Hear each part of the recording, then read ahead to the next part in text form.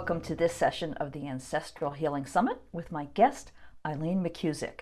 Our topic today is the music of our DNA. Eileen Day McKusick, MA, is a researcher, writer, inventor, practitioner, educator, and speaker on the effects of audible sound on the human body and Biofield. Eileen is the founder of the sound therapy method Biofield tuning, the inventor of the sonic slider, and the author of the books Tuning the Biofield, Healing with Vibrational Sound Therapy, and her new book, Electric Body, Electric Health. Eileen, thank you so much for making time for us today. It's so good to see you again. Welcome. Thanks, Lisa. It's great to see you. Yeah, I love your work. It's so fascinating. But for those who are not familiar, let's start out with just a basic definition. What is energenetics?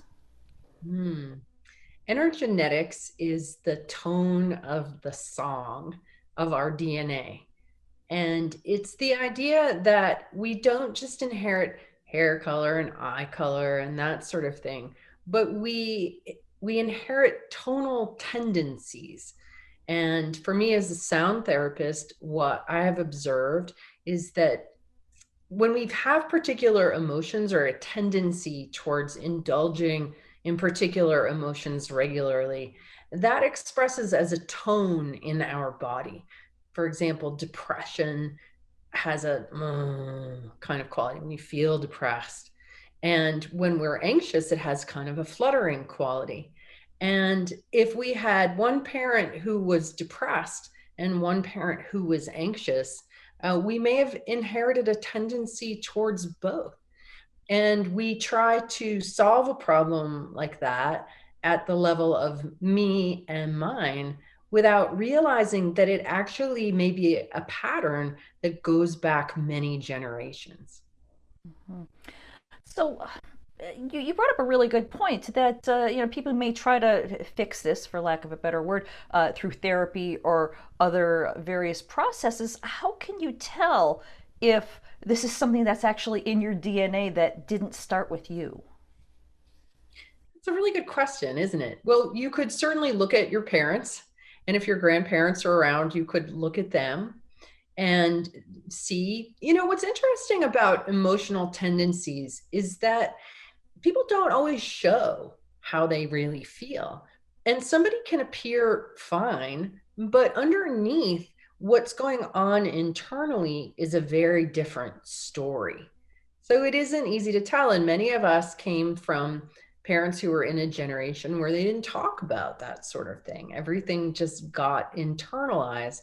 And so they might have been that way and you didn't even know it. But I think for the most part, we can tell to some degree. And certainly if you have aunts and uncles, you can see what kind of tendencies run in them. Family patterns definitely exist, and it's nature and nurture. It's in utero, it's in the environment that we grow up in, but it's also in the composition, the fundamental composition of who we are. Mhm. Right, right. That makes sense. So, with regard to sound and the music of our DNA, etc., how let's see, where do we start? We inherit our sound patterns, our DNA from our ancestors. Do we have our individual individual tones that are being sort of distorted by their patterns, or is this something that this is who we are and then we can shift the patterns with sound? I think the answer is both. So, what I've found using tuning forks to give people tune ups is that the human body is really a self tuning instrument. And when you reflect its noise back to it, it will use that input, that biofeedback, to self regulate into a more coherent expression. Same with if you have scurvy and you eat a lime, your body will use that input to correct itself. So the body we are just a packet of vibration, and we're either in tune and healthy, or we're out of tune and falling apart in various ways. So the body inherently, the human genome has within it factory settings of harmony. And when I'm tuning somebody, their body might have to go back many generations in the DNA to find a clear signal, possibly back to origins. Who knows how far it goes back? But that information, that pattern of harmonic perfection is present in everyone. And so in a way, it's just your own humanity remembering itself, but also your own body having its own experience too. So there's a lot of different levels that are going on.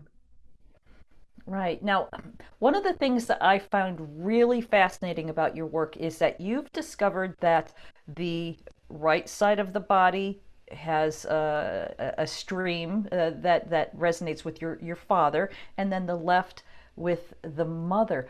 Please go into that, because that, I think, is one of the most fascinating things I've ever heard. My research over the last 25 years has been bouncing sound off the human body and listening to the signal that comes back. And I've worked on average, I began working right over the body. But after 10 years of that, I accidentally discovered that there were interesting things going on around the body. And I started working from about 6 feet away, taking a vibrating tuning fork and combing it very slowly through the atmosphere, through the biofield, which I call it now, of the body, and observing what happened. And what I discovered was that there appears to be standing waves in our body's electrical system, which I've come to see as a toroid or torus, which is essentially a sphere with a spiral channel down the middle. And that is our body's electrical system. Now, since every single impression that we get in life is really electromagnetic, our vision, our touch, our taste, our hearing, those are all translated into electromagnetic signals in the body. So every experience that we have in life is electromagnetic. So it would make sense that our memories are stored in our body's electrical system, and standing waves is generally how information is stored electromagnetically, in waves magnetically. And that is what I discovered combing through the field, was that there appeared to be an actual anatomy and physiology to this biofield. Now, it took me years to map it, but just like we've mapped the brain and we figured out that different parts of the brain do different things, I mapped the biofield and I observed patterns that showed up in person after person. And so one of the features of the biofield anatomy is what I call the ancestral rivers. And I experience them as two flows of current that go down either side of the body, about 10 inches off the body. And it's a current that's maybe 2 inches wide. When you're moving towards the body and you hit this current, you'll find that it produces a tone that's very different than what you've been working with up to that point. You've been working with the memories, the life experience of the person that you're working with. But when you hit this ancestral river on the right side, you're basically sticking a fork into the information stream of the DNA of the father and the father's lineage. And a skilled practitioner can actually hear the stories in that, hear the tonal tendencies, hear the anger, hear the depression, hear the alcoholism, whatever is there. But as soon as we stick a fork in that and the dissonance becomes evident to the body, once again, this self-repairing tendency kicks in. It's like the body's organizing intelligence perceives the distortion and starts to immediately work with the coherent input of the tuning fork. It's just like a metronome. It's a coherent rhythm. So it's a wonderful tool for balancing itself against, and will start to shake the noise out of the signal. And so oftentimes when we think about our ancestors, I think we tend to think, especially people who are on the healing path, very often the ancestors were like not so great. And there is noise and there is a discomfort there. But the fact of the matter is that we're here, right? Our ancestors were survivors and they gave rise to us, and that there's also gifts and strength and knowledge and beauty also in that signal. And so when the body tunes its own DNA, it gets the noise out of the signal and it amplifies the beautiful signal underneath, the true signal, the undistorted signal. And it's very interesting to me. I've worked with thousands of clients, and very often when we've spent a lot of time in the ancestral river, we've gone deep into it, they notice a difference in their parents and also in their offspring. So there's really very much a sense that the information here is very living, it's very dynamic. It goes upstream and downstream in real time. And it can be, and any tuning that happens in this spot has ripples out into the rest of that DNA strand. Yeah, and I like that you mentioned that the healing goes up and downstream. Now, correct me if I have this wrong, but I believe that upstream is ancestors and downstream is descendants. Can Yeah. you explain how that works? Yeah, that's just the way that I perceive it. So much of this experience of exploring the field, it was sort of like teaching myself a form of Braille, where there's a fundamental language of vibration that really all of nature speaks. For example, when we feel fear, or a dog feels fear, an animal feels fear, or even when a plant feels fear, it's all the same vibration. It's all this. So every single emotion has its particular frequency signature. And that's why your dog understands you, or your horse understands you, because they feel your vibes and they speak the same language. So gosh, now I've forgotten your question, Lisa. It's about the ancestors being upstream and descendants being downstream. Yeah. So I'm not sure why I went into the language of the vibration, but It's yeah. all good. Oh, I know what I was saying. So there's a feeling sense that I encounter in the field. I just feel things and I hear them and it resonates in my own body. And there's a kind of knowing that happens. So when I'm in the ancestral river and I'm feeling it, I just sense and know that going up above the head is upstream. There's a feeling of information coming down this way and kind of going down to our descendants. And then that sense when you're working in it of that information going back upstream, and maybe going over to cousins, going down in small doses. Huh, okay, so I know people are going to be wondering this. I'm certainly wondering this. Is this something that we can heal on our own if we have tuning forks, or is it best to work with a biofield tuning practitioner? How would that work? Well, I think that it's definitely possible to do your own healing in your own way. I think that we can use our voices to do it. You could just tune into the stream of your ancestors and allow yourself to start toning or making the sound of whatever that sounds and feels like, and really exaggerating the noise, the anger, the depression, and then sing that yourself into harmony. Mhm. Because our own voice is the most powerful instrument for healing that there is. Interesting. Okay, and that actually brings us to the broad range topic of our conversation, the music of DNA, and that we have our own individual tones. When we're at our healthiest, there is a specific tone that we can vibe with, and then when there's interference, our tone kind of gets a little off.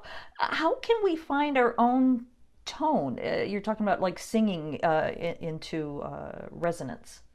Yeah, I don't think I'm not sure that I would use the word tone. It's not that simple. What we really are, we're a collection of many different rhythms. Your heart rate, your respiratory rate, your digestive rate, the speed at which you think, your what speed your adrenals are going. And every single vibrational pattern in your body makes up a very wide range of frequencies and sounds and expressions. What we're really looking for is harmony. We're looking for things to be in the right rhythm. Right? If our heart is going too fast, it's going to mess us up in all kinds of ways. So we want our heart rhythm to be groovy. We want our the way that our mind works, the way that our emotions move through us, to be in integrity, to be in alignment, to be in tune.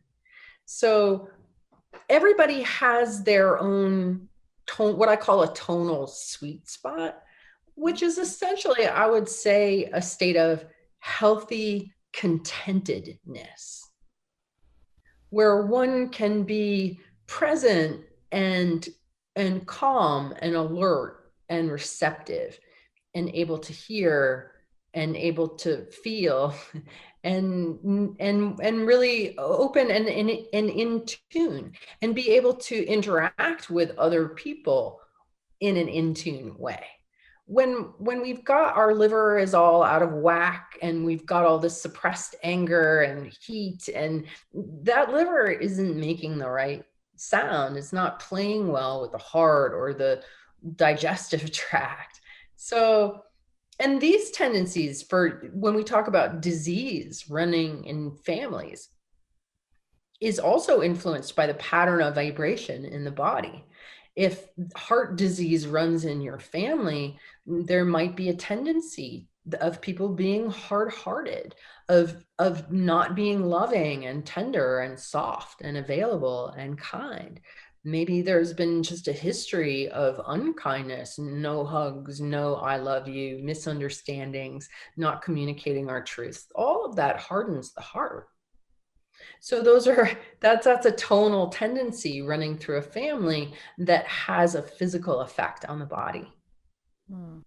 Okay, so then going back to the idea of DNA being comparable to music, I know we've all sort of been taught that it's a fixed chemistry, that the DNA is what it is and it cannot change. And I know that the DNA itself cannot change, but it can express differently. So let's talk about how the DNA can be compared to music.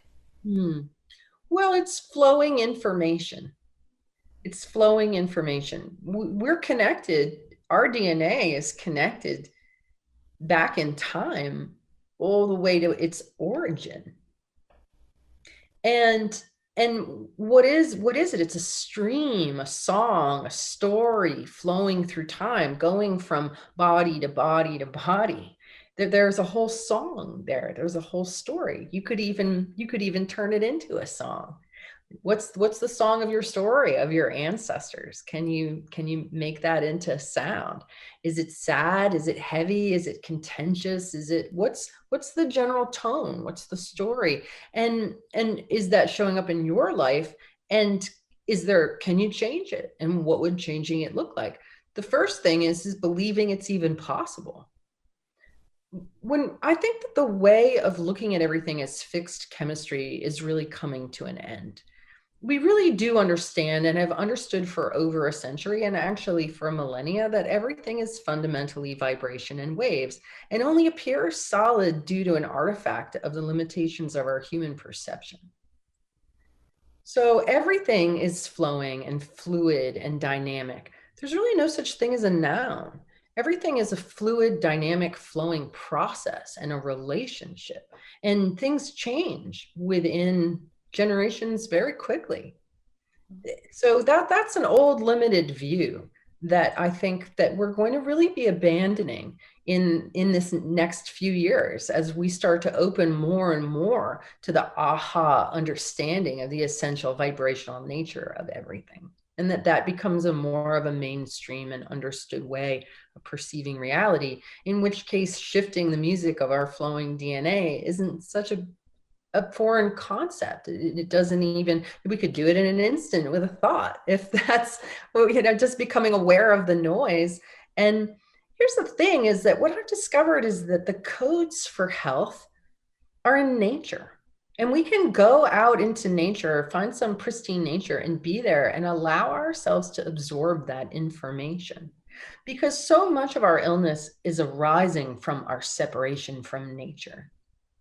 Our natural selves, our animal human selves, our animal human selves, our predecessors, lived in harmony with the natural world. And their DNA was in harmony with their environment. And as generations have gone on and we've become more and more domesticated and more penned, and it has brought up more and more stress and more distortion into this signal. And so just as situations created distortion, new situations can be created that restore harmony. It's not really that hard when you think about it. When your mind starts to enter into this fluid nature. You asked another thing about how we can change it, and you asked about if we can do it ourselves with tuning forks, or if we need to see a practitioner. I always want to bring up what's free and easy first, but you can shift it yourself with a tuning fork to a degree. People can work on themselves, their own energy bodies, and we do this by projecting a hologram, imagining that your own body is on a bed or a couch or a treatment table, and then moving the tuning fork in towards it until you hit that ancestral river. And you'll hear and feel the tone change. You'll be about 10 inches off where you imagine your shoulder to be. You will find that ancestral river. And you might feel different there. You might have certain emotions arise in you, or a sense of things. You might hear different tones. And the amazing thing is that all you have to do is hang out there, and your body will do the work. It will work with that input, and it will start to tune itself. Now, I always think it's better to have a buddy when you do things, and seeing a practitioner is great. We do this remotely as well. But if that's not doable for you, you can always get a tuning fork and try it yourself. But I will tell you that the quality of tuning fork really makes a difference. Poor quality, inexpensive tuning forks aren't going to give you the clear feedback that a good one will.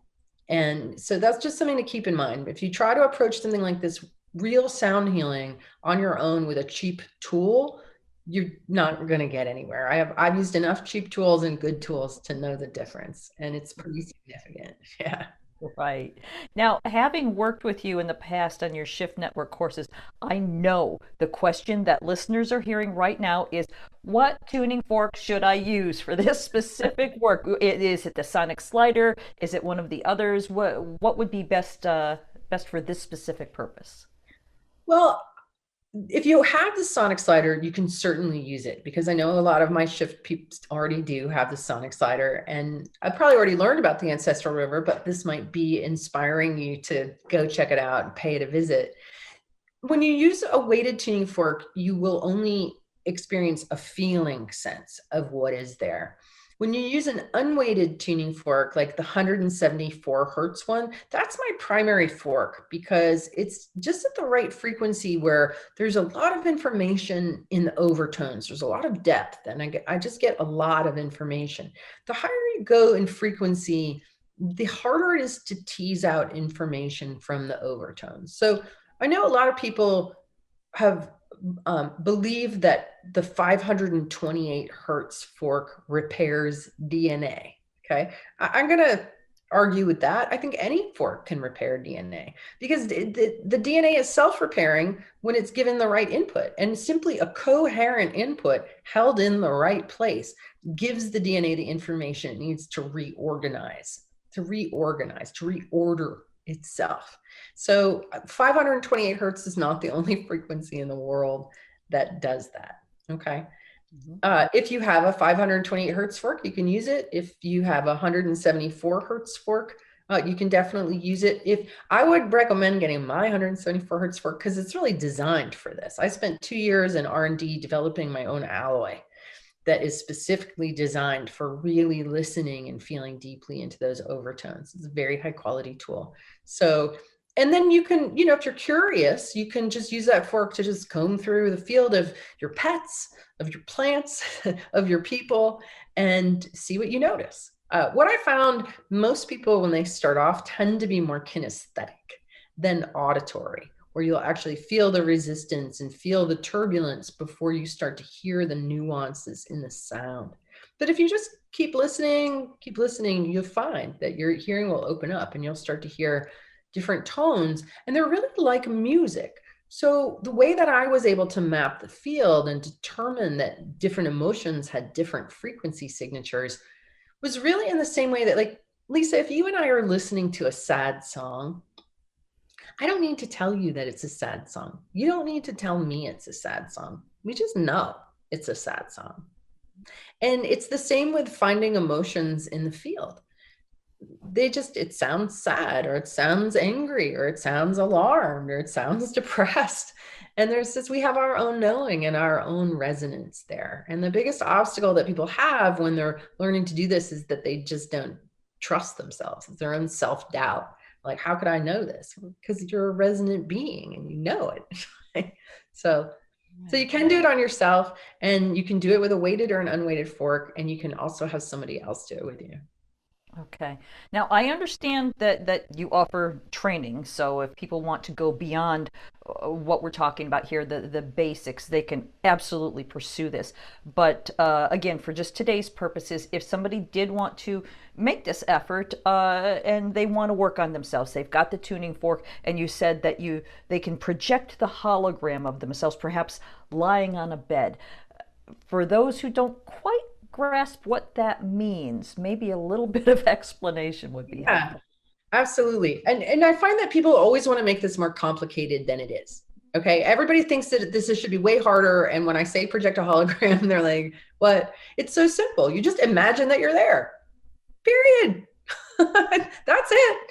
And, I say project a hologram because it fills in a little more detail of, like, I'm going to use my imagination to see and to pretend and to visualize and to experience my own body is lying right there.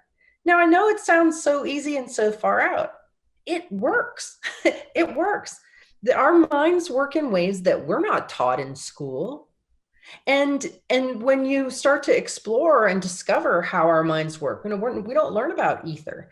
We don't learn about ether physics. That doesn't mean that ether doesn't exist and that ether physics isn't a thing in nature. It is. And that's what I've learned from working with sound, working with subtle energy, working at a distance, that there's all kinds of natural laws here. People are like, well, how does it work at a distance? I'm like, well, the hypothesis has been tested hundreds of thousands of times, and it always produces the same outcome. So there must be a natural law that governs this. Mm-hmm. Resonance in the ether is what I call it. And one of the properties of the ether is the ability to imagine yourself there and when you're very clear and you're very commanding and you're very directive, the ether responds. And so you just imagine, you can put a marker. This is where the midline of my body is, or this is where the edge of my shoulder is. And I'm going to start from about 20 inches away, and I'm going to move in slowly. And when I get to be about 10 inches, I'm going to feel for resistance, and I'm going to open my ears, and then I'm just going to see what I notice and just keep breathing. That's the most important part. You want to make sure that you keep breathing, because you'll find when you get into dissonant information, it makes you want to hold your breath. And so a big part of shifting and of releasing and relaxing is releasing the breath and deepening the breath. And I will say that in my sessions, especially over this last year, what I'm really finding is that as old patterns start to de-pattern, there's often a feeling that arises up in the body of wanting to shake and shimmy and really move the body to just shake off that old pattern and de-pattern it. Now, there is a form of healing about releasing trauma, and they do get people to shake, because animals do that. The gazelle gets chased by the lion and then it gets away and then it'll shake it off, or two animals encounter each other, will shake it off. As humans, we tend to lock it in and suppress it. And so we have all of this sort of locked in pain and discomfort and distortion in our systems. And part of becoming a new person and having a new experience is shaking off those old patterns and stories and allowing ourselves to vibrate down into a cleaner, like a sonically cleaned, more harmonious state. So if anybody out there does do this on yourself, if you're starting and you get in the ancestral river and you feel the need to shake and shimmy and move and stomp and make some sound, do it. Because that's that healing of your own voice and body. I'm so glad that you went there with this because as you were talking, it just makes so much sense that when we experience trauma, we tend to clutch it in and hang on to it. And so if we project backwards to, 4 or 5 generations back, one of our ancestors experienced this and they've held it tightly, well, then they are then passing that on to their offspring or even to their immediate family because of resonance, and then it just keeps getting passed on and then built up on and then passed on and then built up even further. So I'm really glad you went there because it helps to illustrate how these challenges can go back in history much further than we can even imagine. So how do we address stuff that's been there for so long that it's almost cemented on? Yeah, that's a really good point. It makes me think of a session that I did with a friend not that long ago. And we got into an area that really did feel like it felt thousands of years old. Like the pattern that was there, I was like, this goes all the way back to Rome. It was so, and it felt so cementy and so ancient and impacted. But even just naming it, feeling it and naming it and saying, wow, this just feels like this incredibly ancient pattern that has come up into awareness in me. And I guess I'm the one who's here to shake it off and change it and rewrite the story. Anybody who becomes aware of anything like that in themselves, and there are certain people that are more like templates who carry big patterns than other people. So if you've been really struggling with a whole bunch of stuff, you may have just volunteered to pick up a heavier cross. And if that's the case, then that you're mighty enough to shift it. Very often the people who have these very difficult things is many generations of just terrible stuff, alcoholism and abuse and poverty, and have really inherited incredibly compounded difficulties, have within them the ability to heal that and to change that and to find the resources they need to shake out that old pattern and give birth to a new one and make sure that it's different going downstream. Yeah, I fervently believe that anybody who's listening to this summit has been called to this work specifically. So what you just said makes a lot of sense for those of us who Heather Dane calls generational pattern shifters. So what I'm wondering then, in extension to this, is let's say that both the mother and the father have these similarly cemented, because like attracts like. You don't end up with somebody who's disresonant with your personal vibe. So if both sides have these cemented patterns, which side would you begin working on, or do you just go Hmm. with the flow? Historically, when I was in practice regularly and I was seeing people all day, I generally found myself inclined to start on the left side in most people, but sometimes on the right. I think that it's important that we don't get too fixed into rules. One of the key concepts in biofield tuning is showing up with a client and asking what's going on and what wants to happen right here, right now, in this moment with this person, and to be responsive to that. So, yeah, as a rule of thumb, I might find myself generally starting on the left, but I'm always going to check in. I'm always going to feel into, it's the right that wants to be started today. And I trust that inclination. And I think that everybody has that capacity to have a sense, to just look and feel and ask and then know. And if in doubt, start on the left. Right. And I'm also reminded of what you said just a few minutes ago. You don't have to make this more complicated. It's fairly simple work. Now, I also want to go back several minutes. We were talking about the music of DNA, and I don't know if there's any connection to this at all, but I'm wondering if, let's just say, for example, using my specific lineage, in my DNA test, it shows that I'm 50% Scottish. So the fact that when I hear bagpipes, I get goosebumps, and I just feel I feel so connected to this sound. Is there any connection between locational DNA and the sounds of your ancestors? Say that you're predominantly Greek, and Greek music makes you feel really alive. Is there any connection, or am I just making stuff up? Well, it would seem logical that there would be, wouldn't there? That it's in your blood, that it's in your that you resonate with that. That your blood throughout time was resonating through that. It's the same blood, and it's the same DNA, and it's informed by those vibrations. There's a familiarity to it. So I don't think you're making it up. I think that it just makes sense that people would have that kind of affinity. Same with food, that we would be drawn towards our ancestral food because it's familiar. Right, A right. lot of Polish people, love Polish food. And Pierogi. polka music. Yeah, it's polka music Yeah, because the homeland, and it's resonant and familiar. yeah. Mhm.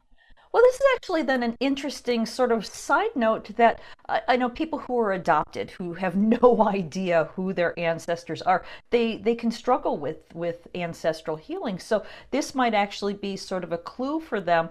What are the types of music and the types of foods that you really feel attracted to, even if you don't know for a fact that that's your family history. So that would that make sense to you?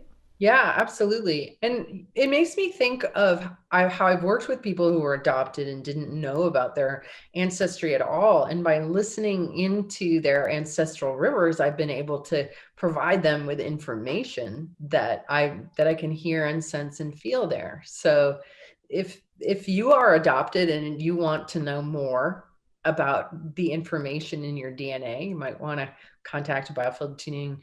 I would say pick one of our teachers because they're the most experienced. But many of our teachers see clients, and they'll be able to tell you certain, information about. I remember this one person in particular where I got very detailed information that I was able to share with them. So, and it resonated for them so much. They were like, "Oh, I just feel that in my bones. Like I know that." So, it's neat. Well, I'm glad that you brought that up because let me go ahead and mention your website. It's biofieldtuning.com.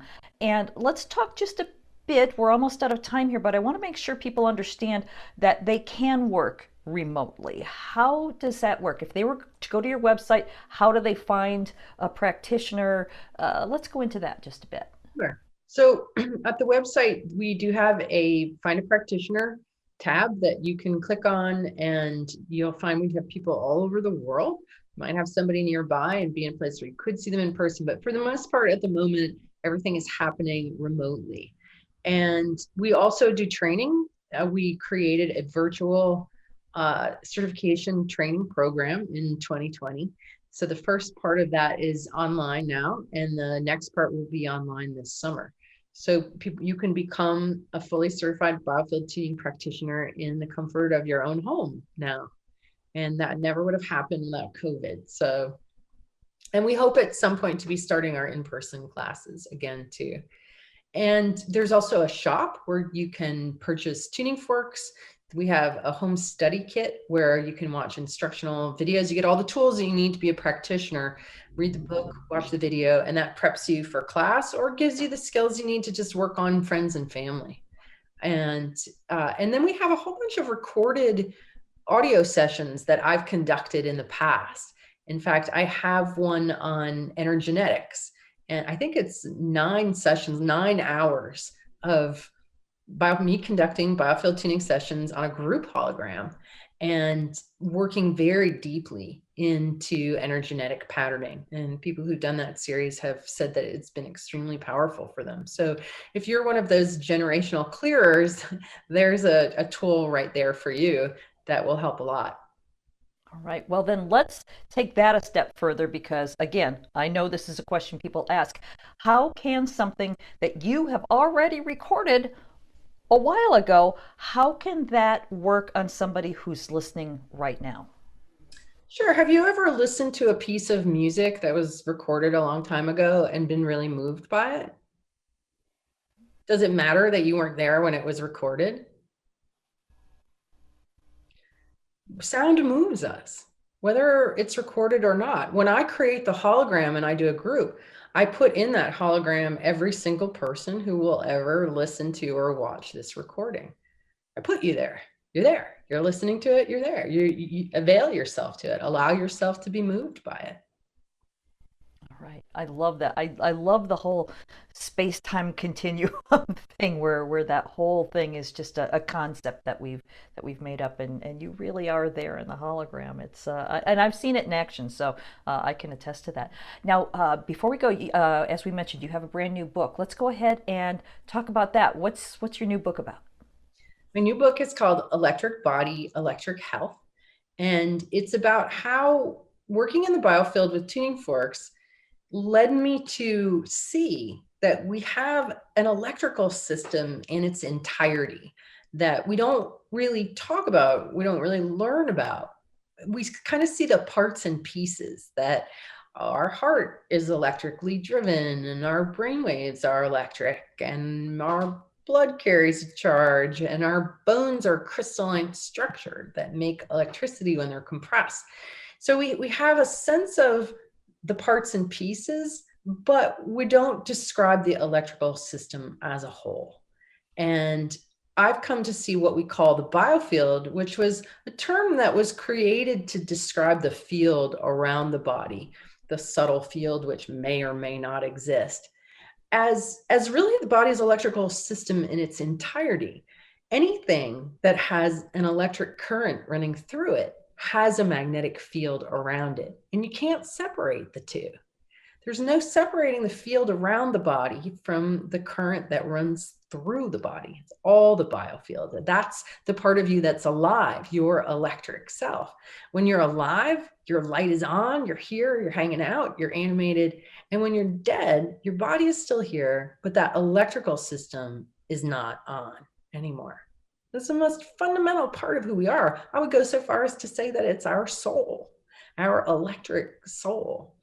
And the idea, if this is our primary self, if this is the blueprint that organizes our physical body and keeps it alive and sustained, if we keep that system healthy by getting the noise and the resistance out of it, then our physical body just follows suit.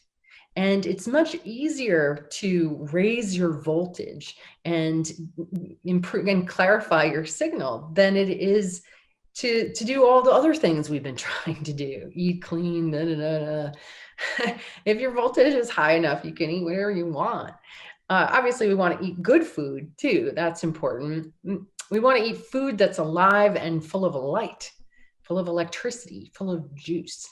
And so it's just an introduction into thinking electrically instead of thinking mechanically and chemically. And it opens up a whole new world of possibilities for looking at life from a new way and having new solutions to old problems.